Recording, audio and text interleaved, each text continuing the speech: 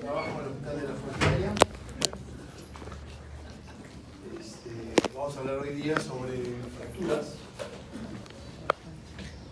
Es un tema un poquito extenso, de repente vamos a tratar de hacerlo más ágil y con algunos ejemplos, pues, ¿no? para practicar un poco de todas las partes de las clasificaciones. Bueno, la fractura, como vamos a ver luego, no solamente es la pérdida de continuidad en el hueso, que es la definición común, habitual, ¿no? Sino es una cosa más compleja, ¿no? Es toda una enfermedad, porque para que se fracture un hueso, no solamente se fractura el hueso, se golpea, se contunde la piel, el músculo, los ligamentos. Entonces, no es tan sencillo como que se rompió el hueso y punto, ¿no? Ahora, los mecanismos capaces de producir una fractura son de tipo directos o indirectos, dependiendo si fue el golpe directo hacia esa fractura o en otra zona, ¿no? La intención de esta clase es darle todos los mandamientos del manejo de las fracturas de la ortopedia y pensar que somos lo máximo, pero bueno, hablaremos un poco, pues, de huesos, ¿no? Hablamos de fracturas, tenemos que hablar de huesos, y hablando de huesos tenemos que hablar un poco sobre los tipos de huesos que hay. Tenemos un hueso, si vemos la estructura del hueso, vemos el hueso cortical, que es el hueso duro, y el hueso trabecular. ¿Okay? Si vamos un poquito más en una foto, vemos cómo es el hueso compacto, el hueso cortical es el hueso compacto, y el hueso trabecular es este hueso esponjoso, ¿no? Este hueso esponjoso, que lo tenemos sobre todo, pues, en las zonas metafisiarias, ¿no?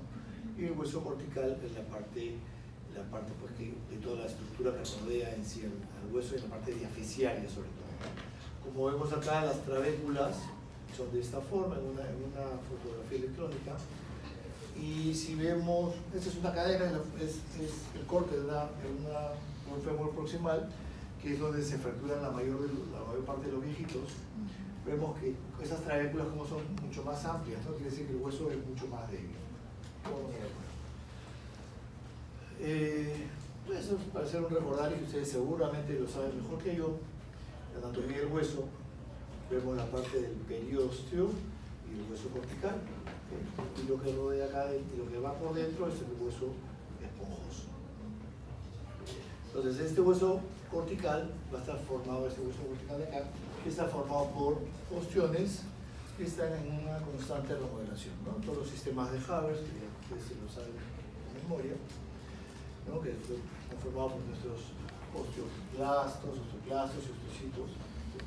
Entonces vamos a ver que gracias a eso el hueso está en un estado constante de renovación. Los osteoclastos eliminan hueso y los osteoblastos construyen nuevo hueso. Entonces, estos dos en conjunto van a estar remodelando el hueso. O sea, esto es que están en constante renovación, ¿no?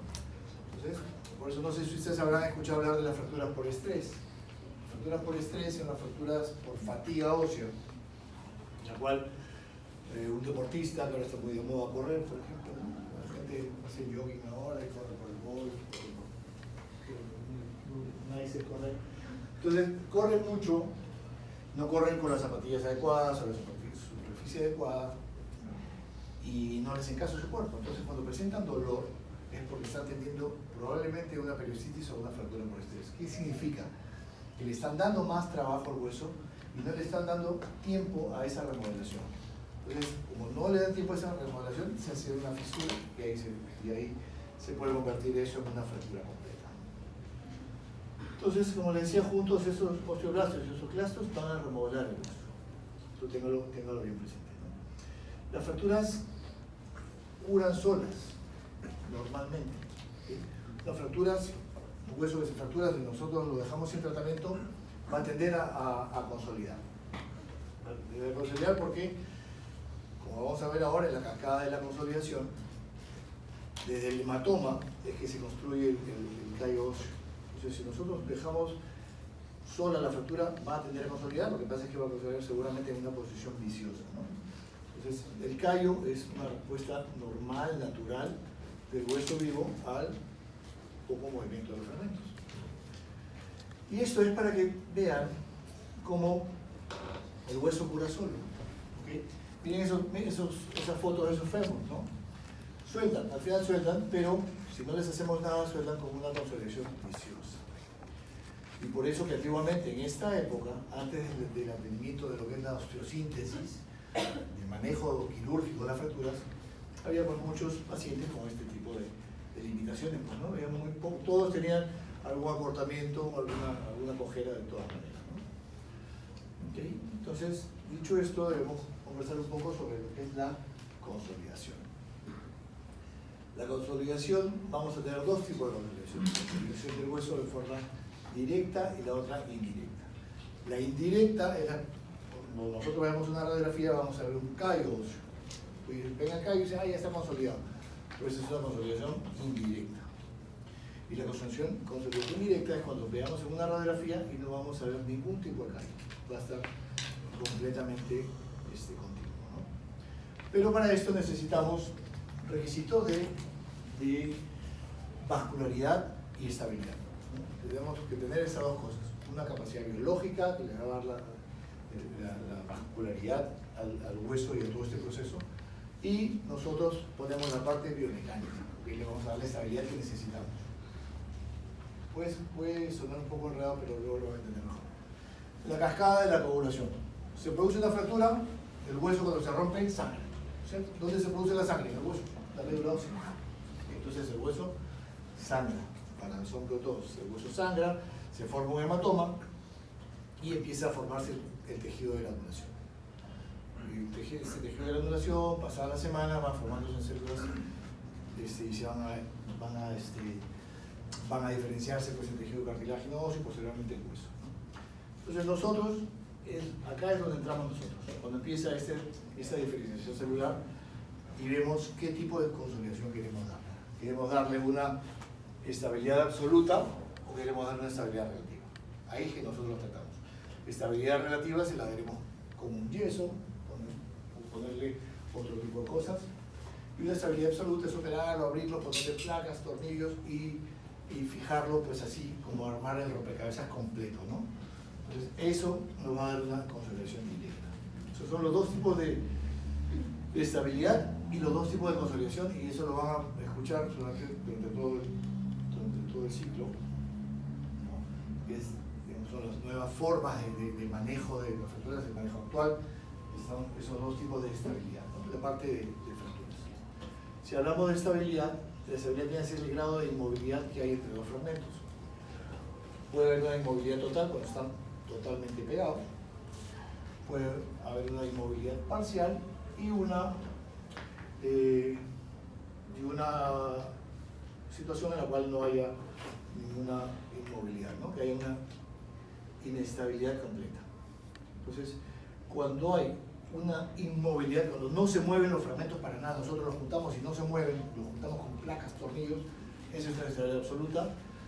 Cuando nosotros solamente le ponemos un fijador, le ponemos un clavito, es una estabilidad relativa, lo van a ver ahora. Y lo otro es no hacerles nada y que queden como esos fémurs que estaban ahí, que quedaban inestables y pegaban muy fuerte. Entonces, la estabilidad va desde lo absoluto, ¿no? Es una consolidación directa, hasta la inestabilidad, que viene a ser la pseudoartrosis. Ya han escuchado hablar de lo que es una pseudoartrosis, cuando hay pues, una falla en el proceso de consolidación, pasando por la estabilidad relativa, que es la consolidación indirecta con callo. Suena un poco enredado, pero lo vamos a entender más bonito luego. Hay cuatro tipos de fuerzas que se ejercen sobre un hueso deficiente. Una fuerza vertical, que es una carga axial.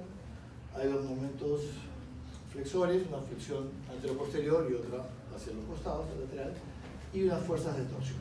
Entonces nosotros cuando vamos a manejar las fracturas vamos a darle la contra a esas fuerzas, ¿okay? Por eso nosotros tenemos que entender el mecanismo de lesión de las fracturas para poder hacer lo contrario y poder darle la estabilidad y el manejo que se requiere, ¿no? Hay diferentes tipos de fracturas, tenemos desde las abiertas o complicadas, las cerradas o simples, que no son tan simples, múltiples o minutas o fracturas incompletas, que son clasificaciones muy básicas de genética, ¿no? Y según su mecanismo de producción, que puede ser directas o indirectas, esas indirectas les decía que puede ser por compresión, por flexión, por cizallamiento, por torsión. ¿No? Hay mecanismos que no son muy de alta energía, que son estos mecanismos de torsión, pero muchos viejitos se fracturan así, están parados, giran así, crack, porque su hueso ya es osteoporótico, es débil, y es un mecanismo de torsión y se fractura. O también por tracción es el otro tipo de mecanismo. Y según el patrón de interrupción, pueden ser completas o incompletas. Las incompletas generalmente son las fracturas de los niños, ¿no? Las fracturas en tallo verde, las fisuras no es otra cosa que una fractura incompleta. Usted le dice, no doctor, pero es que solamente es una fisura. No, una fisura es una fractura. Es una fractura incompleta, que no se ha desplazado, pero es una fractura que hay que tratar y hay que manejar, sea conservador o quirúrgicamente. Y el torus, que es como un rodete, cuando el hueso de los niños es mucho más elástico y se hace como una compresión y se hace un halo alrededor del hueso. Hay que tener un poquito más de acuciosidad al ver una radiografía. Entonces, es un mecanismo de fractura también, y sobre todo clínicamente pues hay dolor. Y las fracturas completas, que pueden ser simples, diminutas o desplazadas, ¿no? Eso es una fractura simple de fémur, transversa, ¿no? por el tipo de trazo, que es totalmente transverso. Esto es una fractura del fémur también, con varios fragmentos, ¿no? Entonces es una fractura comminuta, cuando tiene más de 2 o 3 fragmentos. Esa es una fractura espiroidea, lo que les decía, el paciente probablemente que caminando o en su casa se le quedó el pie fijo, hizo un movimiento de torsión y se fracturó. Es una fractura espiroidea. ¿No? Algunos ejemplos. Pero en realidad nosotros, aparte de que podemos describir una placa, que vemos ISA, que es una fractura transversa, espiroidea, oblicua, corta, oblicuo larga, en la mariposa, esa es la descripción que nosotros le damos a una radiografía. Nosotros nos basamos ya en esa clasificación que es mundialmente aceptada, que es la clasificación de la O, como ustedes en sus hospitales, ya tienen 2 días recién, ¿no? Pero ya habrán escuchado hablar de la O, ya cogieron su manual a O, ¿no? ¿Todo bien? Entonces, la clasificación a O nos sirve, es súper útil porque es una clasificación alfanumérica, donde damos números a los huesos y letras para ver el tipo de fractura, ¿no? Hablamos pues, más o menos el mismo idioma, ¿no? Obviamente siempre hay algunas excepciones en la regla, ¿no? Entonces, siendo así, al húmero le damos el número 1, acá, al antebrazo el número 2, el muslo, fémur 3 y la pierna el número 4. Son las definiciones de las fracturas de los huesos largos, ¿no? Y al segmento del hueso fracturado también le damos otro número. A las fracturas proximales le damos el 1, las fracturas diaficiarias el 2 y las fracturas del tercio distal el número 3. Entonces hablamos que la 1 y 2, la 1 y la 3 probablemente sean las fracturas articulares, ¿no? Entonces, si tenemos el hueso y en qué parte del hueso, ahora veamos qué tipo de fractura es. Si la fractura es en la diáfisis, que son todas las números 2, las A son las simples, las B son las que tienen un tercer fragmento y las C son las multifragmentarias, que son las complejas, las seminales, ¿no? Obviamente vamos siempre de mayor a menor complejidad. Y si hablamos de los trazos, de los extremos de las metáfisis y articulaciones, tenemos que las fracturas tipo A son las que no comprometen la articulación, ¿no? Las tipo A no comprometen la articulación, porque están acá. Las tipo B, que son parcialmente articulares, porque esta parte está fracturada y el resto de la articulación sí se continúa con ella. Y las tipo C, que son totalmente articulares, porque estos dos fragmentos de la articulación están separados de la diáfisis. ¿Okay? Es muy simple para que ustedes lo puedan entender. Este es un ejemplo que es un poco capcioso. ¿Esto qué es? ¿No? Es un fémur, ¿no? ¿Qué número sería? 3,2, es una fractura deficiente. Acá viene la duda. ¿Es una fractura simple o es una fractura en cuña?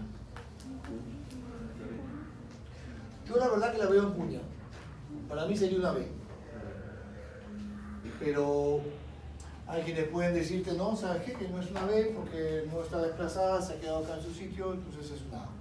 Claro que se va a convertir en una B en un ratito cuando intentemos poner un clavo. Pero en ese momento es una A para el observador que la ha clasificado. Como les decía, las fracturas no solamente es hablar del hueso que se rompió y de la clasificación. Quizá tan importante o más importante que la fractura son las partes blandas. El manejo de las partes blandas y la lesión de las partes blandas es súper importante para nosotros y quizá le damos más importancia a eso. Porque según tengamos nuestras partes blandas, las partes blandas nos van a decir cuál es el momento ideal para operar. ¿Sí? Entonces, para hablar de la lesión de partes blandas, usamos la clasificación de Scherne, que es una lesión, no son fracturas cerradas, pero con lesión de partes blandas, ¿no? La grado 0, no hay una lesión de partes blandas, es una contusión. Grado 1 es un edema ya más moderado, una contusión moderada.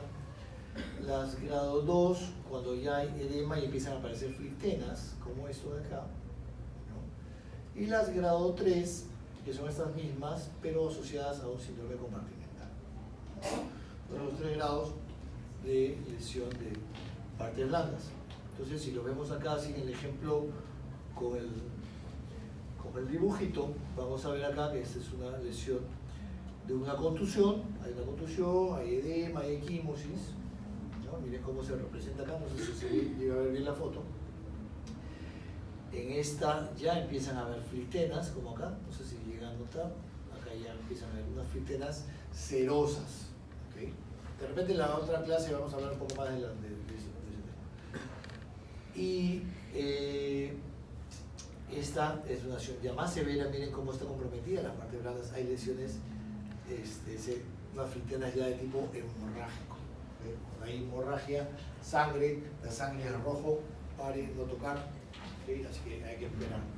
Entonces, las complicaciones y el pronóstico de las lesiones, de las fracturas, van a estar directamente proporcionales y relacionados a la lesión de las partes blandas. O sea que es súper importante. A nadie se le ocurriría operar una fractura teniendo esto. Creo que a nadie. ¿No? Entonces, o como la anterior, como esta. Pero hay gente que cree que no, que mejor hay que operar y se arriesgan, y eso es un foco infeccioso y se van a complicar, no van a poder cerrar la piel. Entonces hay que saber esperar. No todas las fracturas, y eso para que lo tengan claro desde ahorita, las fracturas no tienen que operarse inmediatamente, no son unas emergencias de vida o muerte. ¿Okay? Ahora más nos importa la lesión de partes blandas. Una fractura, si no se opera en las primeras 24 horas, es preferible esperar 4 o 5 días, una semana, 10 días, hasta que baje el edema, las flictenas, y no poner en riesgo nuestra osteosíntesis. Estas eran las fracturas cerradas. Y cuando hablamos de fracturas expuestas, hablamos de la clasificación de Bustillo y Anderson, que ustedes ya también conocen seguramente, en la grado 1, que es una lesión puntiforme, generalmente de dentro hacia afuera, miren acá. La grado 2, que ya es una lesión un poco más amplia, ¿okay? Y la grado 3 es una fractura expuesta con lesión importante de partes blandas. Esta lesión de partes blandas que puede ser una lesión de partes blandas, pero que nos permita cerrar y cubrir el hueso, que son las tipo 3A. Las tipo 3B son las fracturas que también tienen una amplia lesión de partes blandas, pero que vamos a necesitar cubrirlas con colgajos, injertos, etc. Porque va a ser una lesión amplia de partes blandas. Y las tipo 3C, que están asociadas a lesiones neurovasculares, que normalmente o generalmente son las que están asociadas a amputación, las que tienen muy mal pronóstico. Como les decía, todas estas cosas también tienen sus excepciones, y la grado 3 mejor dicho, hay lesiones que pueden ser de apariencia de una fractura expuesta de primer grado, pero se comportan como una de tercer grado. Y obviamente va a diferir el manejo de una fractura de primer grado que de una de tercer grado, ¿no? ¿Por qué? Por el tipo de germen. No es lo mismo accidentarse, caerse acá ahorita en el piso y hacerse una pequeña herida y tener una fractura expuesta pequeña, que caerse pues en un basural. He tenido pacientes que se han, estos recolectores de basura, que se han caído del camión y se han fracturado un basural. Obviamente puede ser una exposición pequeña, pero ya se comporta como una fractura de grado 3 por el tipo de germen que es súper agresivo. Entonces es importante eso, ¿no? ¿Dónde fue la lesión? Si fue una lesión por arma de fuego, una herida por arma de fuego generalmente es una lesión chiquita. El orificio de entrada y de salida de un proyectil de arma de fuego puede ser muy pequeño, pero no nos podemos guiar por el tamaño de la lesión de la piel, sino de la lesión que causa evento. ¿Okay? Por eso que hay algunas excepciones.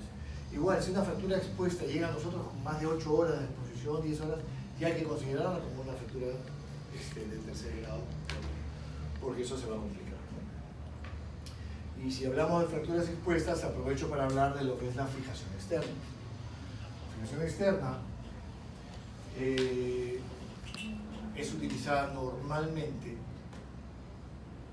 hay mucha controversia en esto, la fijación externa se usa para manejo temporal de las lesiones, de las fracturas expuestas o algunas lesiones importantes. Es un manejo temporal. Ahora, en el Perú, en Coyique, ¿quién es de Coyique? ¿Se pierden a los de Coyique? Coyique seguramente van a usar la fijación externa más que el hospital, por ejemplo. En el hospital tengo otro tipo de pacientes y otro tipo de recursos. ¿Okay?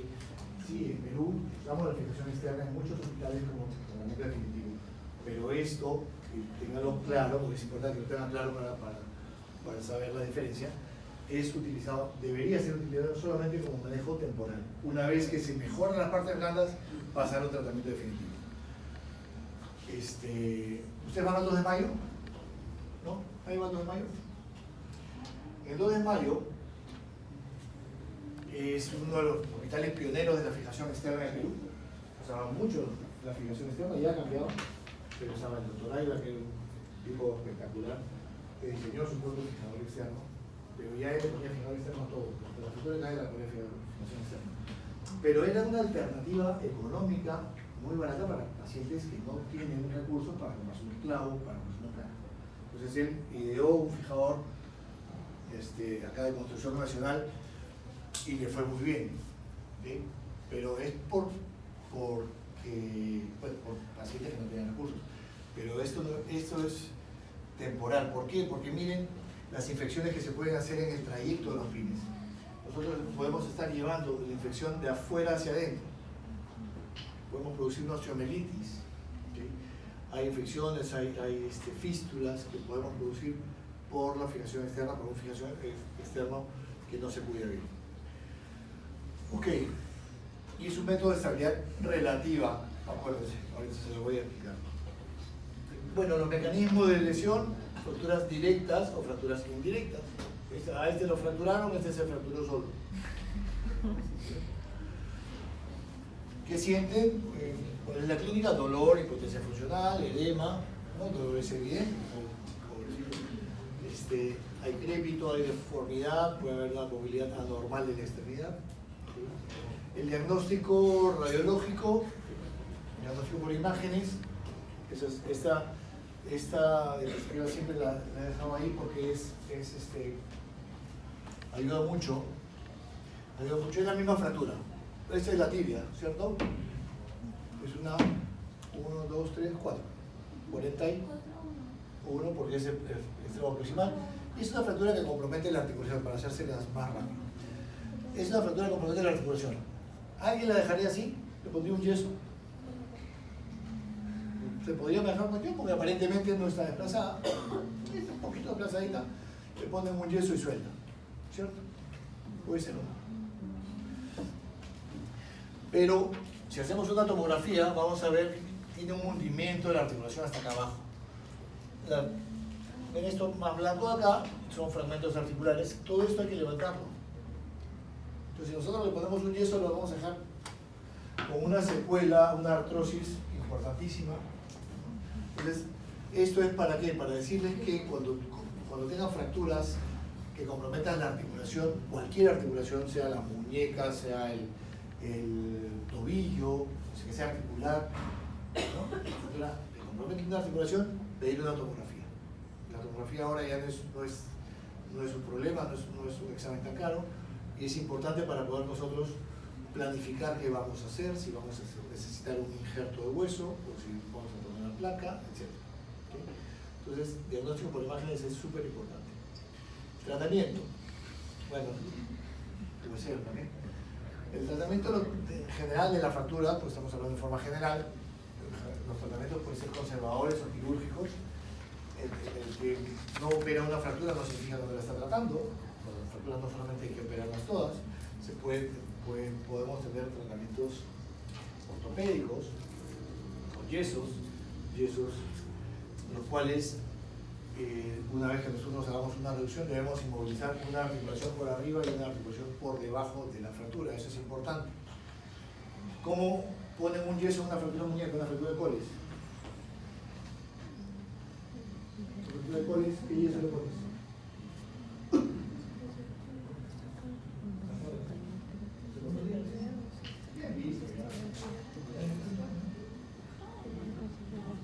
La fractura de coles normalmente, la fractura de muñeca, que hay gente que visto que pone el yeso hasta acá.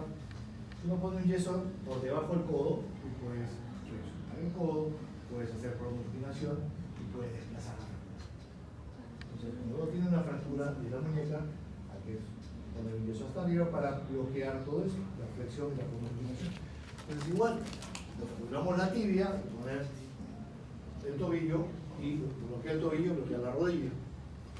Si nos fracturamos el fémur y a alguien se le ocurre operarlo, hay que poner un pelviquedio hasta acá arriba, cosa que sería una tragedia. Bueno, no, eso para manejo con niños sí, pero ya en adultos muy raro.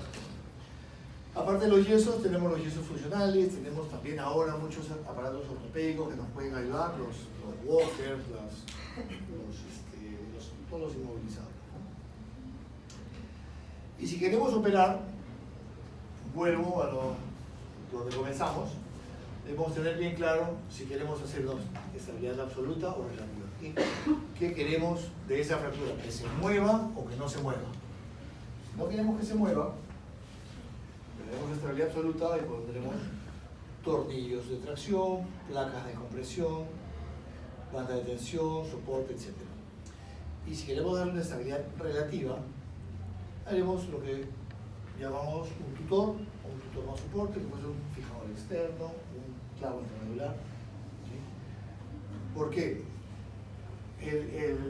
La cosa es así, estamos en la época de la osteosíntesis biológica. O sea, mientras menos agresión, porque ya el tipo tuvo una agresión con la fractura. Y si nosotros vamos a ir a tratar esa fractura y vamos a abrir el foco de fractura, vamos a limpiarla, pegar el rompecabezas, le vamos a quitar vascularidad, probablemente más infección, porque estamos desvascularizando y abriendo más. Entonces, la osteosíntesis biológica es aquella en la cual no tocamos el foco de fractura, dejamos toda esa cascada de coagulación, de la consolidación, perdón, se cumpla. Y lo único que hacemos es fijar en forma relativa, en los extremos o por el medio del hueso, pero sin tocar el foco.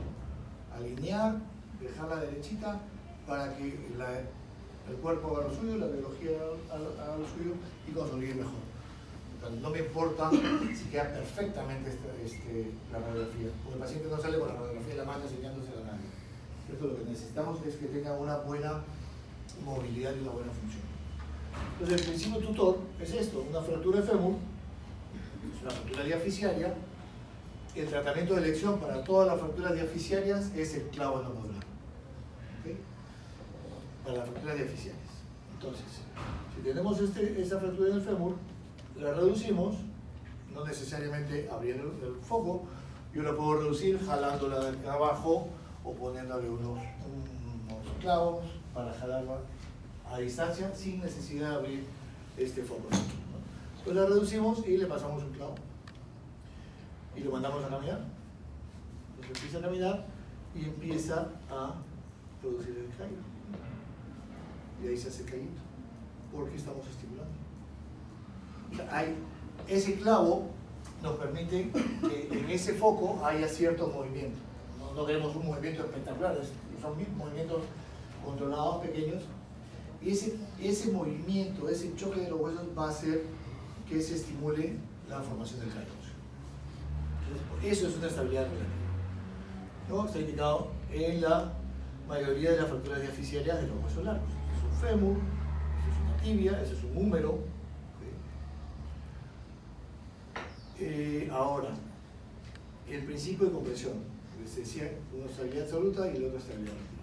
Ese es de estabilidad absoluta, el principio de compresión. Es la ausencia de movimientos en el sitio de fractura. ¿Okay? Entonces, miren esta tibia, es una fractura articular, la articulación. Acuérdense, las articulaciones tienen que quedar perfectas. Entonces, si ya hemos hablado un poco de fracturas deficiarias, van con un clavo, significa, y estabilidad relativa, significa que probablemente las articulares necesiten estabilidad absoluta. Entonces, miren, con un tornillo hacemos compresión y como cierra acá. Entonces nosotros le damos carga y tapamos. Entonces, pregunta examen. Estabilidad relativa para las fracturas articulares, perdón, estabilidad relativa para las fracturas diaficiales o metafisiales. Y estabilidad absoluta para las fracturas articulares. Así, aquí sí es preferible abrir, ver que te quede perfecta la articulación, la reduces bonito, le pones su placa, su tornillo, etc. Ahí sí. En la fractura diaficiaria no. En la fractura diaficiaria lo que queremos es darle más simplemente alineamiento y no quitarle vascularidad. Requisito, tener un buen aporte vascular, ¿no? ¿Por qué? Porque el músculo le da, digamos que las 2/3 partes de irrigación al hueso. ¿Okay? Entonces, por eso es importante nuestras partes grandes.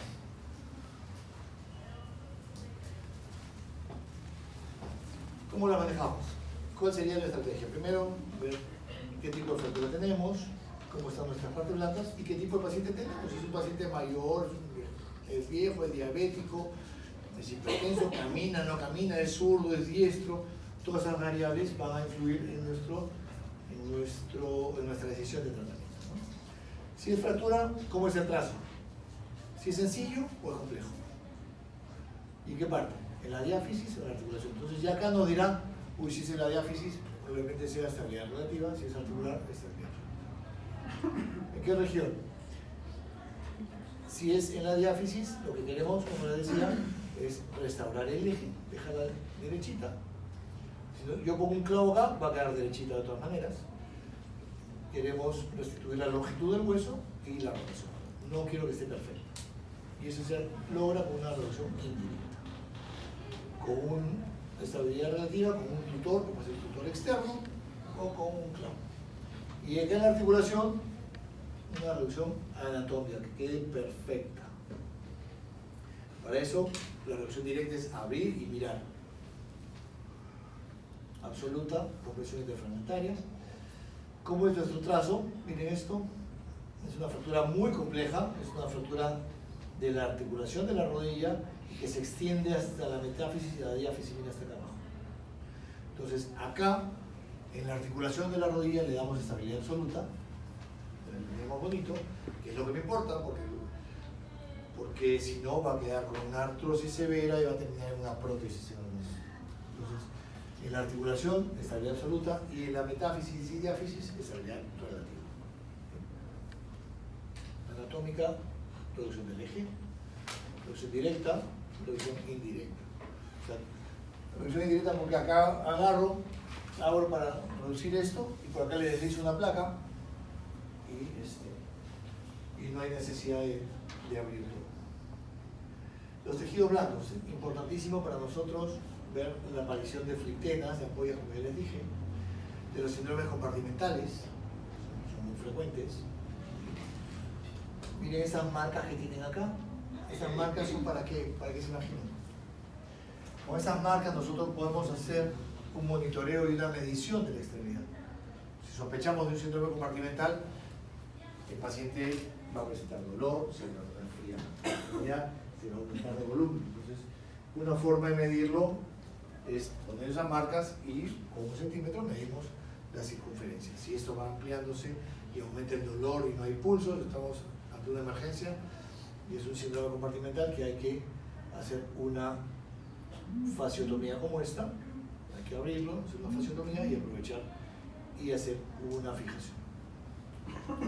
Si son fracturas expuestas, debemos decidir, pero normalmente en el momento, si fijamos, si amputamos. Ahora, yo soy ya de otra generación, no teníamos cámaras fotográficas en los teléfonos. Entonces tenías que llamar al familiar, meterlo a la sala y decirle, mira, hay que amputarlo. Porque ¿qué pasaba? Que tú hacías lo que tenías que hacer y decían, oye, pero doctor, ¿por qué no me salió la pierna? ¿No has visto cómo está? Pues ahora por lo menos ya nosotros podemos, y ustedes obviamente pueden documentar sus pacientes, no les tomar foto de la cara, pero pueden tomar una foto de la lesión, que es súper importante, ¿no? Para poder también salvarnos de algún tema legal. Entonces, debemos tomar buenas decisiones si vale la pena intentar arreglar esto, pues son cirugías muy...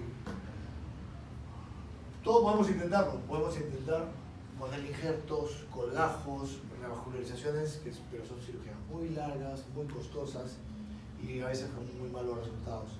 Entonces, a veces es preferible amputar de primera o segunda intención. Fracturas expuestas, miren, fracturas expuestas a nivel de la rodilla. Y acá viene el concepto del control del daño ortopédico. Y lo vamos a ver seguramente, lo van a ver en el seminario de politraumatizados, debe ser esta semana, es el primer seminario. El control del daño ortopédico es importante. Para el paciente politraumatizado, lo que queremos es fijarlo temporalmente hasta que esté estable y luego hacer sus osteosíntesis definitivas. Entonces, primero hacer una reparación transitoria con fijación externa y luego tardíamente hacemos la fijación definitiva, ¿no? Entonces, esto va con el tipo de paciente que tenemos. Si es un paciente que tiene un trauma aislado, como este viejito que se cae de la bicicleta y tiene esa fractura de fémur, entonces acá le ponemos una tracción, una fijación externa o un clavo. Es una fractura aislada, el paciente aparentemente saludable, pero es un paciente mayor. ¿Qué haríamos?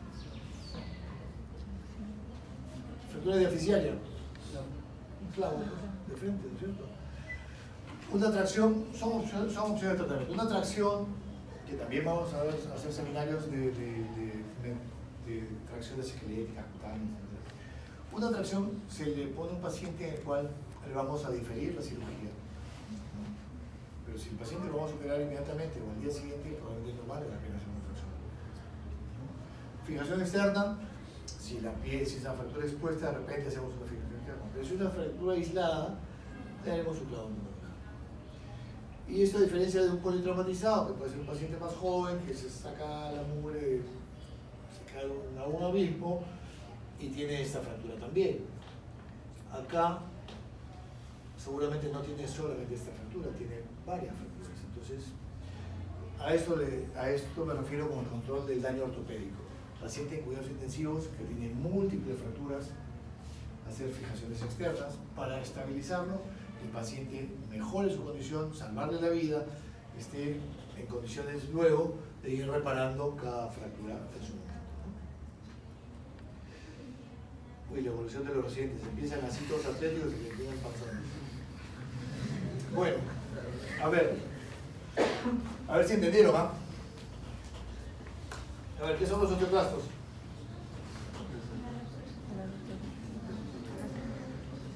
Es el perro. Por eso va a ir al examen.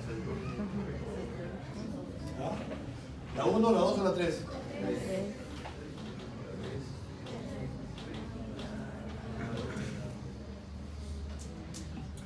Factores negativos que influyen en la curación de las fracturas. El daño severo de las partes blandas, la carga precoz del peso o movilización de la extremidad.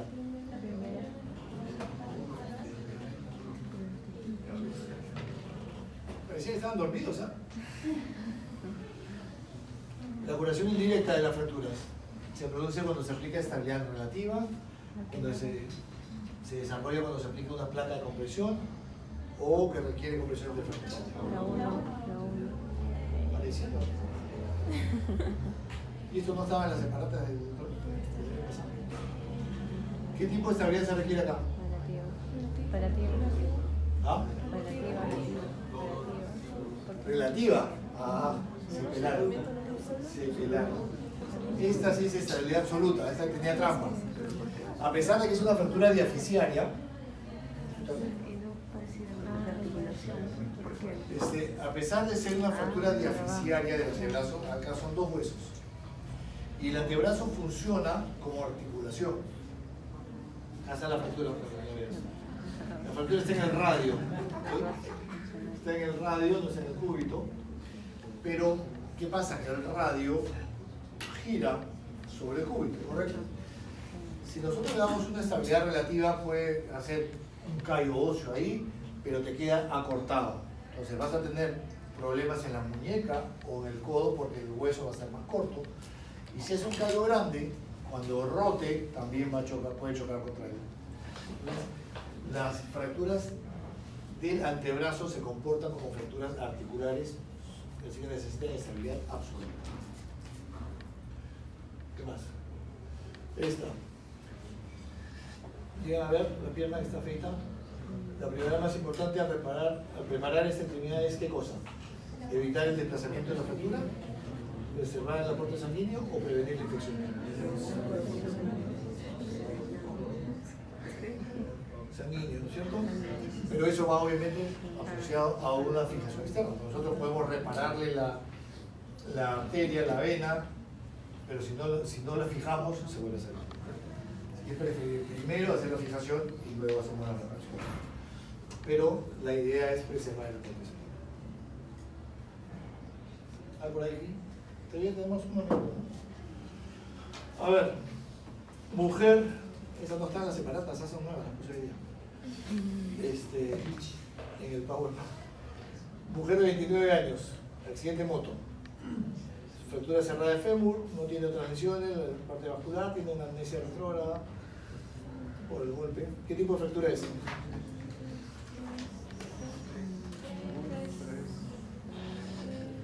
¿3? Ya, 3, bueno, ya si no saben el 3. 3, 2, porque es la diáfisis. A, B o C. ¿A? ¿A o B? O C.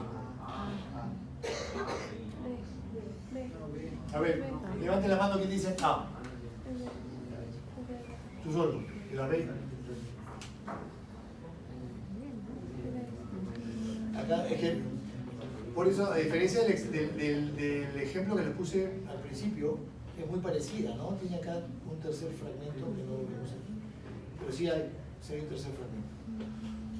Ok, ve que B3, la B3 acá es una fractura con tercer fragmento, el tercer fragmento un poquito por minuto.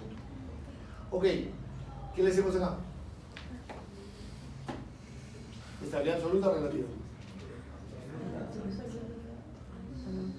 Relativa. ¿Qué es esto? Un clavo es relativo, estabilidad relativa. Miren su clavo en la AP, la lateral. A los 4 meses ya está haciendo callo, miren. Y se pone a caminar, miren el callo que tiene. Bueno, parecido se lo puse porque es parecido al gráfico que le puse a la animación, que cómo iba haciéndose el callo con la carga. Entonces miren acá, es muy parecido. ¿Okay? El paciente hace callo, empieza a caminar y hace su callo solo. Suelda en movimiento. A ver, ¿esto qué es? Otro accidente de moto. Fractura de... ¿Qué es esto? ¿Qué hueso es este? Léalo, pero... fractura de húmero cerrada sin lesión del nervio radial. ¿Por qué es importante lo del nervio radial? ¿Por? Dilo. Claro, si está comprometido el nervio radial, probablemente ahí sí sea una indicación de hacer una osteosíntesis abierta y mirar y buscar el nervio. Por eso es importante cuando te dan el dato de que el nervio radial es intacto. Ok, entonces, ¿qué hacemos ahí? ¿Qué tipo de fractura? ¿Ah? ¿Es él? 1, 2,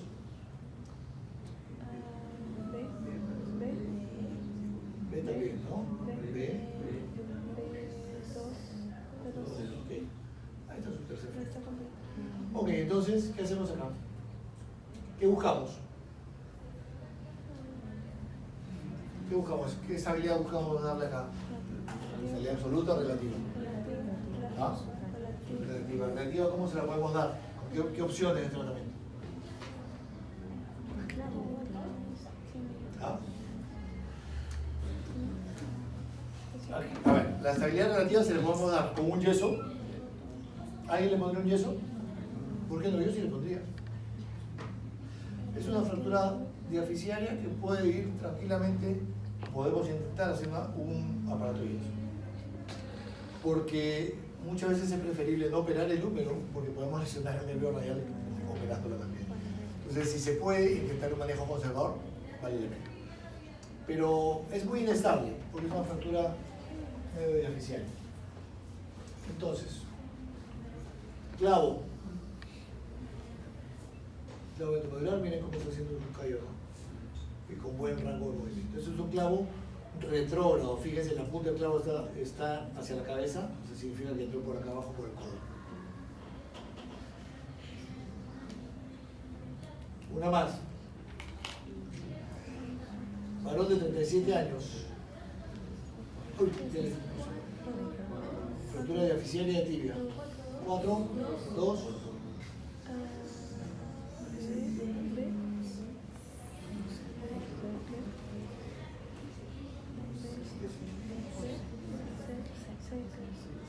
¿Sí? ¿Fractura simple?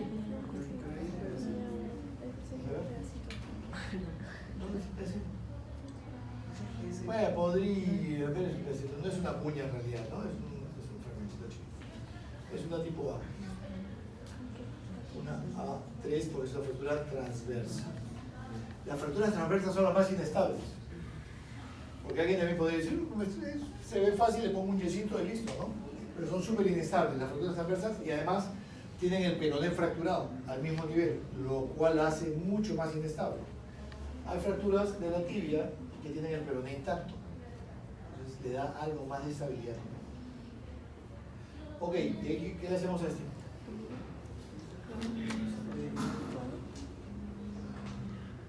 Mira, estaba con un Glasgow menos de 8.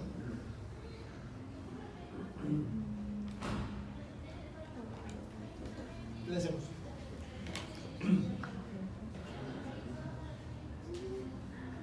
En la piel. Está una piel brillosa, aumentada de volumen, roja. Miren la parte blanda como está. Se le hace su fasciotomía porque estaba haciendo un síndrome complementar. Y se le hace su fasciotomía y se le coloca su clavo. O sea, se le hace la fasciotomía y se le hace la fijación. Esas son graves. Ya, la última, ahí. Esta está bien bonita. Varón de 32 años, accidente de moto, lesión aislada, pero es fractura expuesta. Pero vamos a hablar de la parte ósea, ¿ya? ¿Qué tipo de fractura es?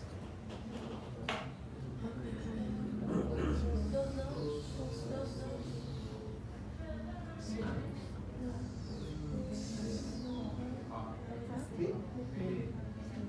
¿B? Claro. La 2 tiene tercer fragmento. B3. ¿B3 por qué? Porque, miren, acá está la clasificación de las fracturas del antebrazo. Las A son simples, las B con tercer fragmento y las C complejas. Esta B1 es porque es del cúbito, la B2 es del radio y la B3 es de los dos huesos. Ok, ¿qué le hacemos entonces? ¿Ah?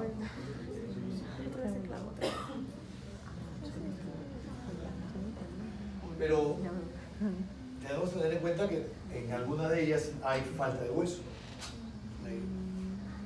El fragmento que se salió probablemente no sea un fragmento que se pueda hacer la osteosíntesis y armar el rompecabezas completo. Entonces, en una de ellas se hizo una estabilidad absoluta. Miren, el cúbito tiene una estabilidad absoluta con consolidación directa, sin callo. Y esta, en el radio, se le colocó una placa puente, o sea, simplemente se puentea, la fractura no se toca y solamente se alinea. Y lo van a ver de repente mejor aquí. Sin callo, con callo. ¿No se llega a ver el callo? Acá hay callos. Todo esto, acá había un fragmento suelto que se ha hecho. Muy bien. Listo. Sofía. Nos vamos. ¿Máquina? ¿Sí? Ah, sí. Pensé que tenían hambre. A ver, esta de acá. Varón de 22 años.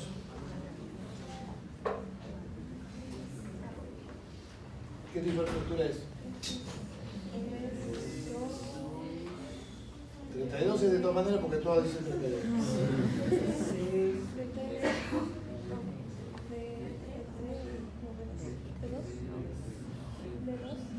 Yo la veo como B. B, la veo como B porque tiene un tercer fragmento. Sabemos que alguien me diga que hay B3. Ok. ¿Están las B? Entonces, ¿qué le ponemos?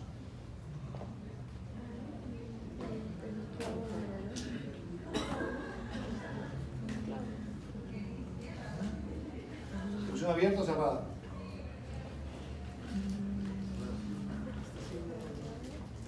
Si es un fémur, tu fémur, que te has parado, es tu fémur, si te abren quieren reducir la fractura del fémur, tienen que hacerte un corte de la diáfisis, todo el mundo, y con la masa muscular que tiene, porque eres deportista seguramente y eres atlético, van a patalear para poder llegar al hueso y van a desperiostizar todo. ¿Cierto?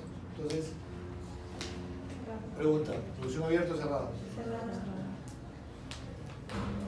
Cuando hay que hacerlo, hay que hacerlo, pero en lo posible haremos una osteosíntesis, una reducción indirecta, ¿no? Podemos usar mesas ortopédicas como esta para traccionar. Es una mesa ortopédica, no sé si ya habrán visto en los hospitales. Esta es una mesa ortopédica que acá hacemos tracción de la extremidad, una tracción lineal, y la cual va a ir traccionando y haciendo que los fragmentos, pues, quitándole los acortamientos. Pero eso no nos quita las flexiones ni las rotaciones, a la cual sí tendremos que seguramente hacer algún artificio para poder rotular mejor. Entonces acá le pusieron su clavo endopelviano. Miren que al colocar el clavo se abrió todo. Pero eso queda ahí porque eso va a ser una consolidación secundaria, ¿cierto? En el callazo que tiene. Eso es lo que... A ver, está bonito. Solamente tenemos la imagen lateral. ¿Qué les parece? ¿Qué fractura es?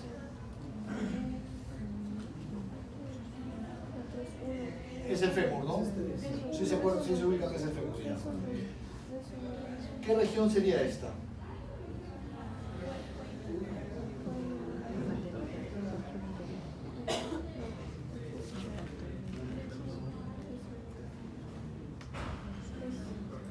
3 es de todas maneras porque es el fémur.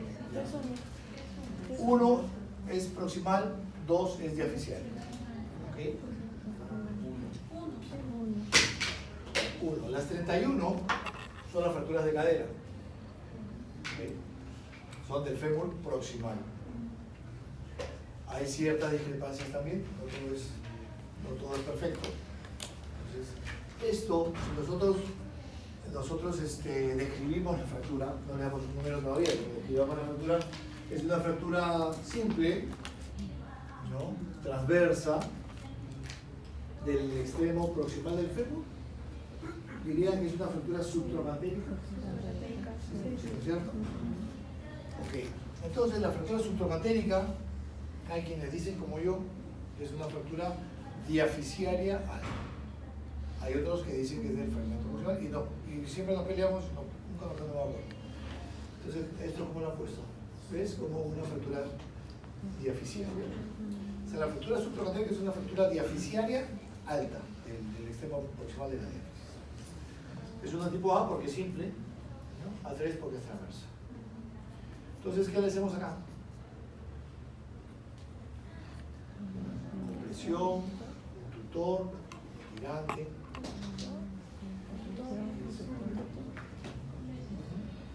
¿Cómo lo hacemos? ¿Abierto o cerrado? Cerrado. ¿Con mesa de tracción o mesa simple? ¿Colli que tienen mesa de tracción? Ahora cada vez más hospitales tienen. Antes era que las fracturas de fémur siempre se tienen que entrar a ver. ¿Quién dijo eso? Que venga acá y nos peleamos. ¿Verdad? ¿Quién dice eso? No, ya no me da tiempo, pero que. ¿Hable a todas las fracturas de fémur?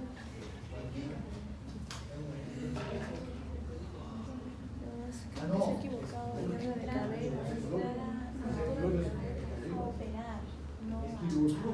Se abre poquito, es una reducción directa, ¿no? Tratar de hacer. Estamos en la época de la cirugía mínimamente invasiva, de la resonancia biológica. Mientras menos daño. Así, eso también antiguamente lo sabría. Yo cuando era residente también nos veíamos las caderas y pues, sangraba un montón y te demoraban 3 horas.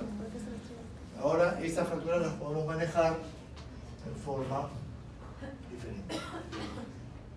Si tenemos una mesa ortopédica, genial, porque nos puede ayudar. Si no, igual se abren, pero mínimamente. Igual, como esta mesa de tracción. Lo que pasa es que en una fractura de estas, no solamente se trata de jalar, ¿ya? Tenemos que ver qué fuerzas musculares actúan sobre esa fractura. En esa fractura del fémur proximal se ha fracturado y ahí se ha insertado ¿qué cosa? Está insertado los glúteos, está insertado el psoas-ilíaco, que hace que tú se flexione y se vaya para arriba. ¿Okay? Entonces, nada que tú por más que lo jales linealmente, tengas al residente y al alumno de la Ricardo Palma jalando, no va a reducir, porque el fragmento proximal se va a ir para arriba. Entonces tienes que bajarlo con algo. Entonces, no es simplemente jalar y punto. No es tan fácil, no lo hago. Hay que ver qué fuerzas actúan sobre esa fractura. Entonces podemos utilizar algunas otras cosas para poder ayudarnos. Podemos poner un fijador externo. Ponemos un fijador externo y nos ayuda para jalar.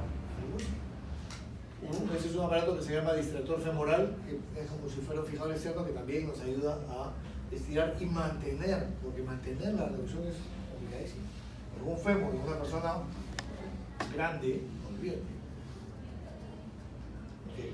Entonces usamos algunas cosas que mira los huequitos que hacemos, chiquitos, y por ahí entran estos aparatos. Es un gancho hueso y un desentornillador, algún otro elemento que nos puede ayudar a reducir sin tener que abrirla completamente.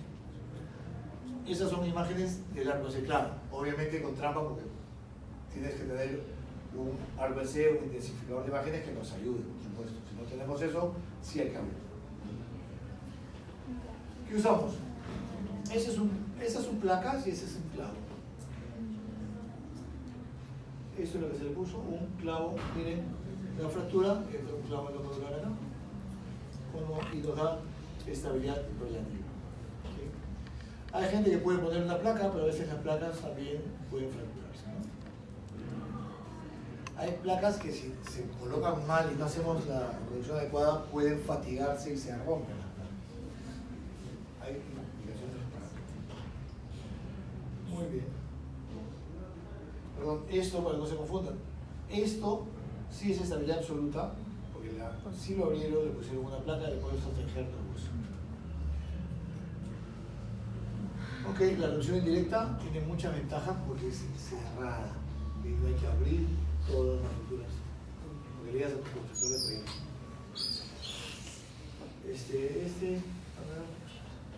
¿Qué es esto? ¿Un codo? ¿Qué hueso es? ¿No? Un húmero, ¿no? Está feo. ¿Pediría más placas? ¿Tomografías? Es una fractura que aparentemente no llega a la articulación, aunque acá parece que sí, pero un trazo que llega a la articulación. Y si es articular, yo sí pediría una tomografía. Pero es una fractura bien difícil. Sí, mira, sí llega a la articulación, miren cómo está. Esas son unas oblicuas, llega acá a la articulación. ¿Y cuál es el truco para manejar estas fracturas? Son fracturas articulares que tienen que ser operadas, ahí sí de todas maneras, y hay que abrirlas. Miren lo compleja que es la fractura. Miren los fragmentos que tiene, entonces hay que abrirlas. Pero si yo la abro, yo abro la fractura acá y la buceo a través del tríceps, no voy a llegar a verla completa. Entonces, ¿qué hacemos? ¿A alguien se le ocurre? Hacemos voy a pasarla rápido, una osteotomía del olecrano. El paciente está boca abajo, cortamos el olecrano y levantamos el olecrano con todo el tríceps. Entonces nos deja ver todo esto. Claro, estamos fracturando el olecrano, pero después lo vamos a volver a reparar. Pero que no, si no, no hay forma de poder reparar la articulación. O sea que le hacemos una osteotomía que, claro, la hacemos pues con una sierra que nos va a quedar perfectamente luego para poder hacer su osteosíntesis. Entonces hacemos eso, vemos nuestra articulación y le colocamos sus plaquitas y al olecrano lo volvemos a fijar con este tirante.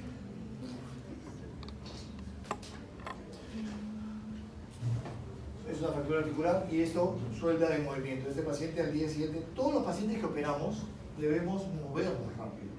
Nadie, por lo menos no es la intención operar e inmovilizar.